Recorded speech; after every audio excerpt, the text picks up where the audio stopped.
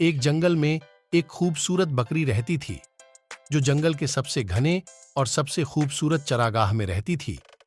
लेकिन वह उस जगह को कभी नहीं छोड़ सकती थी, क्योंकि वह बाहर के खतरे को जानती थी।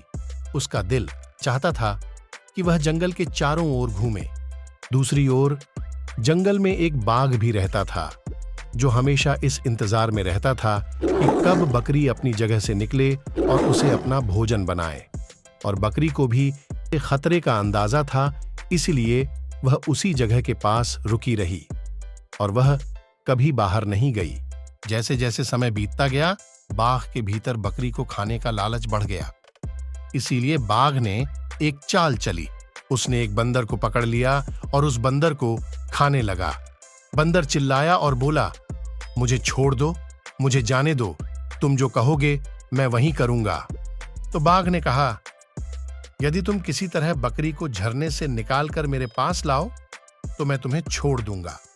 यह सुनकर बंदर ने बाघ से वादा किया कि वह बकरी को उसके पास लाएगा।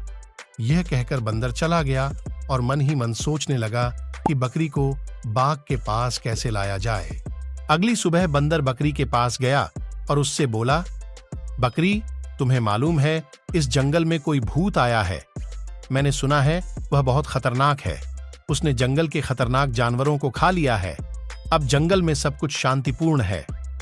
बाघ भी भूत के डर से भाग गया।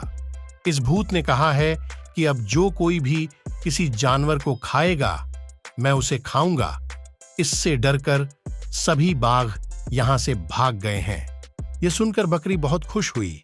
बंदर ने कहा, तुम भी बाहर जाओ, तुम और हम एक साथ जंगल में घूमने जा सकते हैं। कहानी सुनकर बकरी बहुत खुश हुई।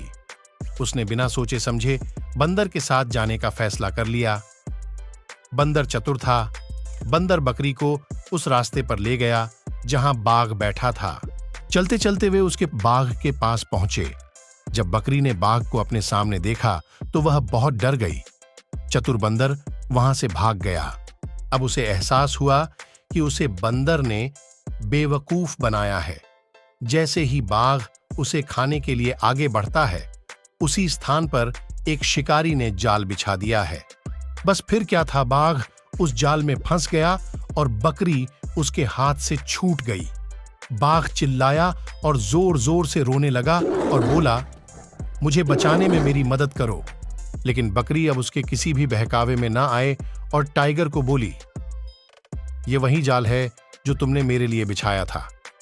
ऊपर वाले ने तुम्हें इसमें फंसाया दिया। अब मैं चली अपने घर और तुम भक्तों अपने कर्म के फल।